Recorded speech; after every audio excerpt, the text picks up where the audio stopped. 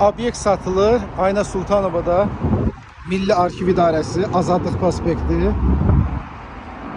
Düz yolun üstündə podval yerdir. İki girişi var. Bir girişi buradan, bir girişi de buradan. Deməli 140 kvadratdır. Kubçalı, qeyri-yaşayış kubçalı 140 kvadrat yerdir. İstəyən adam buranı arenda ilə verə bilər, özü də işlədə bilər. Bax, belə bir yerdir. Obyektin işığı yoxdur indi. Açdırmaq lazımdır işığı. Bax, belə bir yerdir.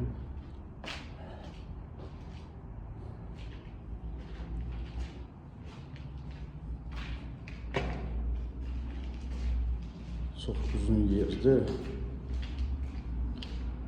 İkinci girişi buradan idi. Şöyle. Ayrı-ayrı iki dənə obyekt eləmək olar.